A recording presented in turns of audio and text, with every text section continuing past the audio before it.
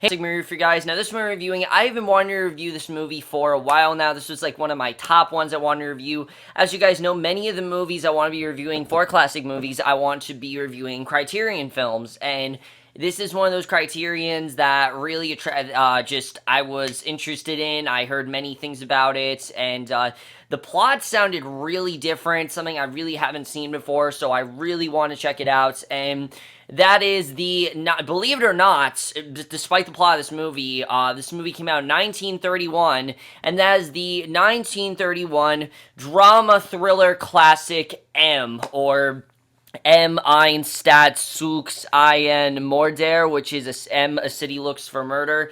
Now, I was really looking forward to this movie for many reasons, mainly because of the fact that I heard really good things about it. I heard this movie is some people say one of the best foreign films of all time, and especially the best work from the director Fritz Lang, which I'll talk about his directing a little bit later, but I was definitely looking forward to this movie. I mean, I can't really say I was, though, mainly because of the plots and what was going to happen with it, but nevertheless, what did I think of M after watching it? I absolutely love M. M is an incredibly dark and just thrilling film that is just built with this great sense of emotion and realism.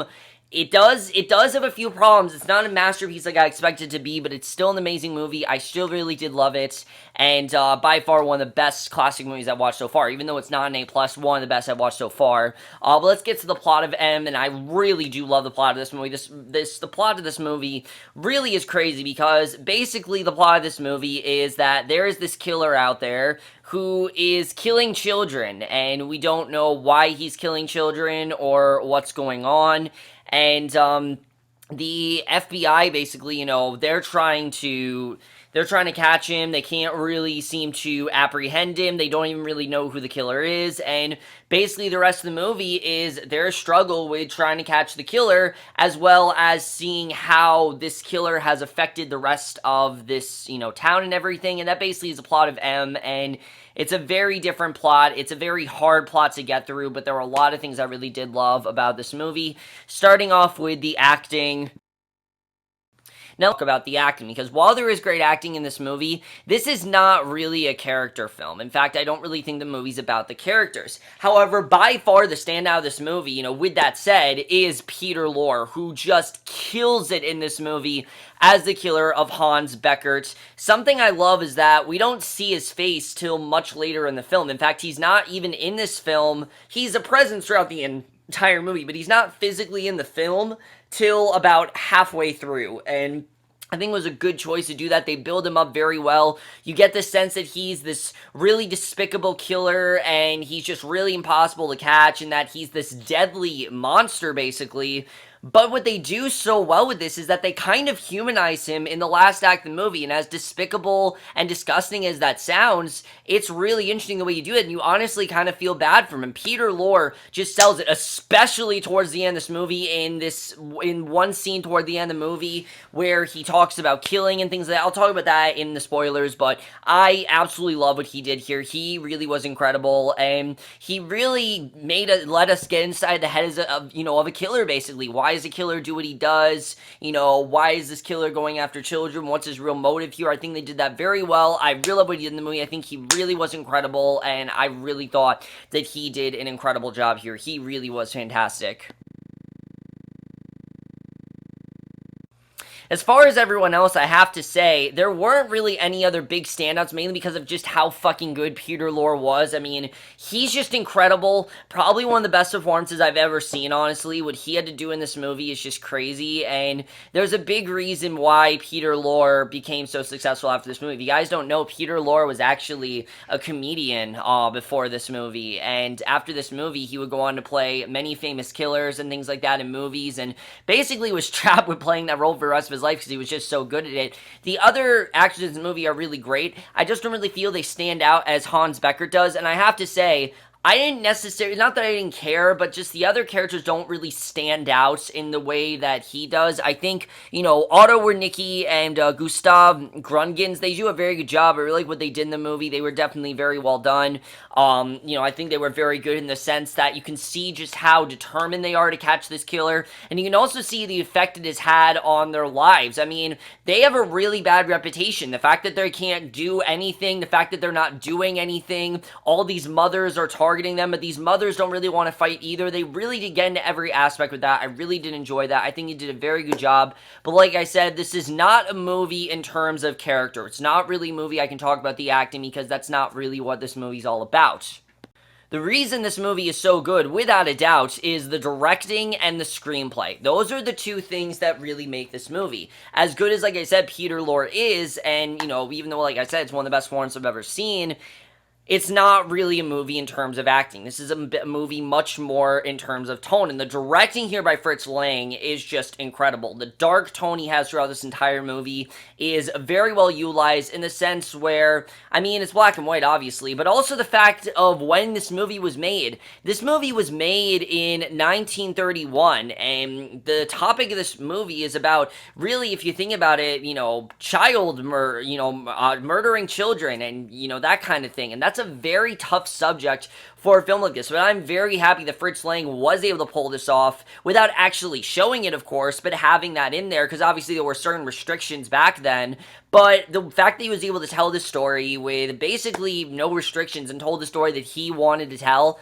I absolutely love. I thought it was extremely well done, and is enough of a reason to credit him for this film, because he even said it's the greatest work he ever did, and I definitely would agree with that. He really did an incredible job with this movie, and there's just something so dark about this film. The fact that this film never uses a score. There is no score, really, in this movie, except for the opening. The entire movie, there is no score. There are some scenes where it's complete silence, and I just thought that was a very good stylistic choice that Fritz Lang did, really just showing how dark this town is, and also how silent everyone is. Everyone is so deathly afraid of this murderer that they don't want to do anything, and I think that's something that he showed very well here, and his tone here is very dark, it's very mysterious, and the first half of this movie, I'd say, is a crime drama. It's, trying to catch this killer or whatever, trying to figure out his motive and things like that. And then the second half of this movie is, I say, definitely more of a psychological thriller. So the movie really is divided into two acts. The first act being a drama,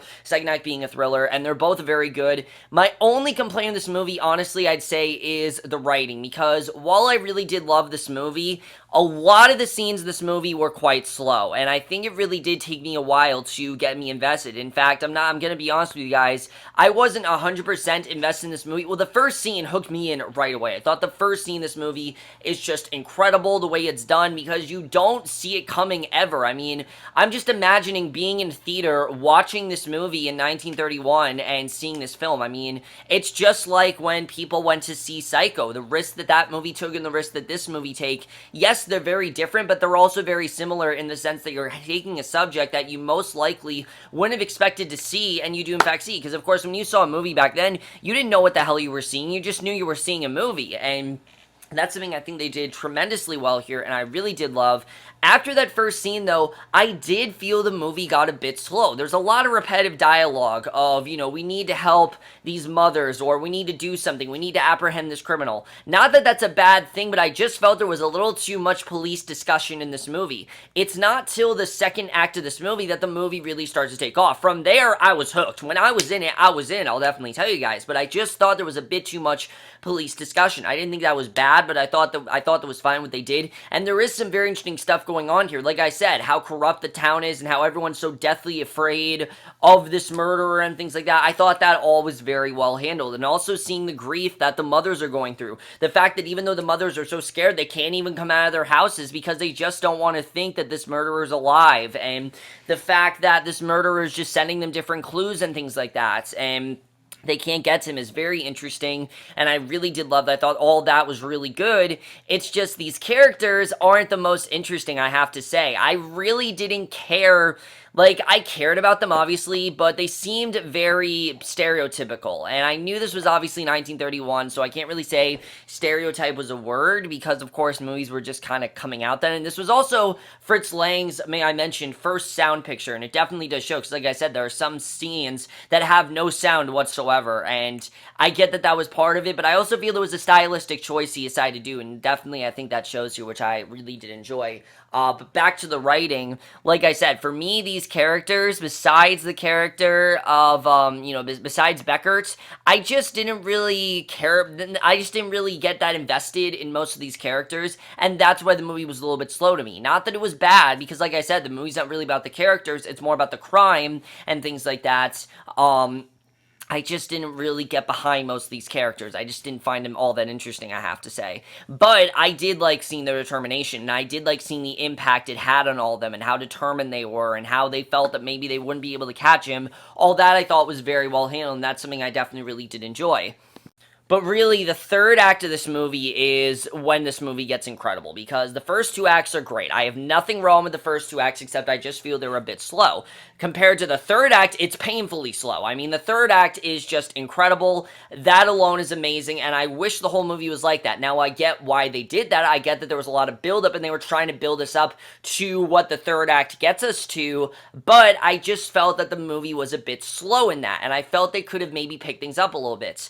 But other than that, I thought it was, the screenplay was definitely fine. The cinematography here, I think, is just incredible. It really does hold up well today, and it's very chilling. Like, the movie definitely, you're definitely a bit scared. I mean, just from Peter Lorre whistling, knowing that something is happening, because when you hear him whistling, that's usually when he goes after a child, and just hearing that whistle of,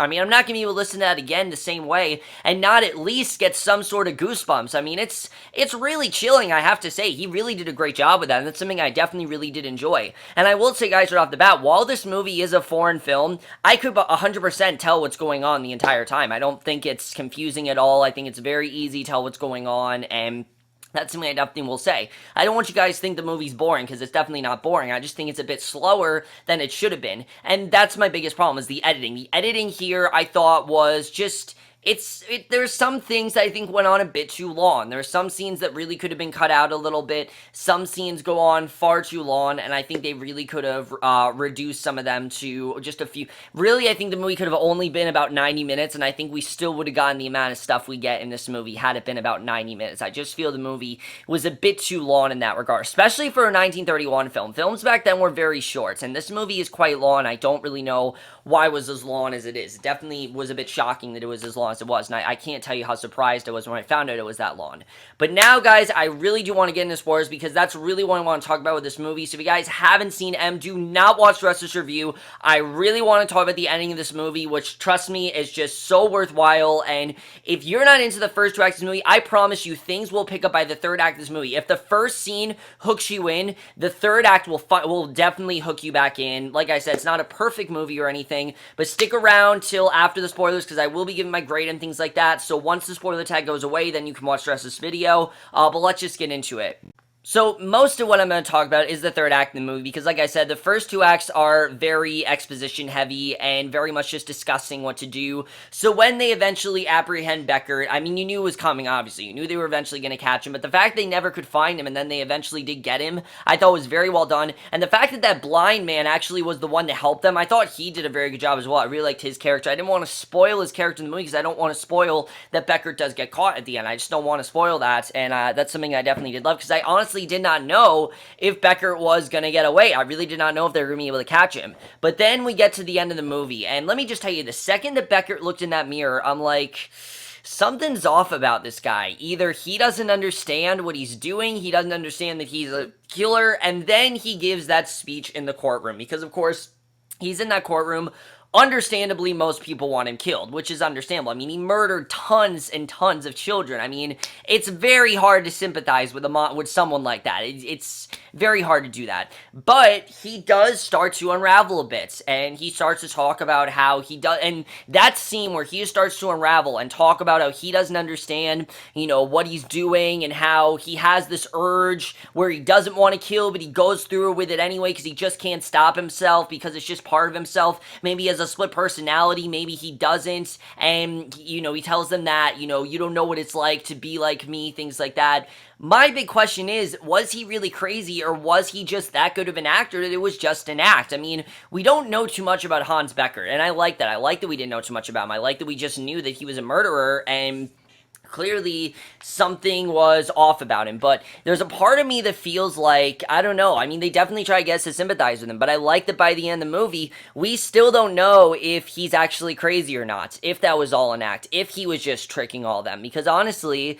it is a very interesting thought that maybe they just, you know, fell for it. Maybe he just tricked all of them. Maybe he was just that good. But could he really have been that good of an actor for him to trick them? I don't really know. But Peter Lorre, like I said, he just killed it in that final scene. I really thought he was incredible there. But then you have the ending of the movie where you still don't feel completely satisfied, because you see Elsie's mother, of course, the girl that died in the very beginning of the movie, which just incredible scene, let me just say. Maybe one of my favorite opening scenes in all of cinema. Honestly, I think it's such a well done first scene. But you see her mother, she's there, and she has nothing to say except that even though they put him in jail, because obviously she wanted him killed, but she says, you know, no matter what we have done, it's not going to bring back the dead children. One is to keep closer watch over the children, because he's still out there. He's not dead. He's still out there. He still could kill children, and they might have just made a big mistake. And I like that that's the way the movie ends, because we don't know if he actually is crazy or not, or if he just, you know, tried to make himself look insane so that way they'd send him to an insane asylum or something. I thought that was very interesting, because again,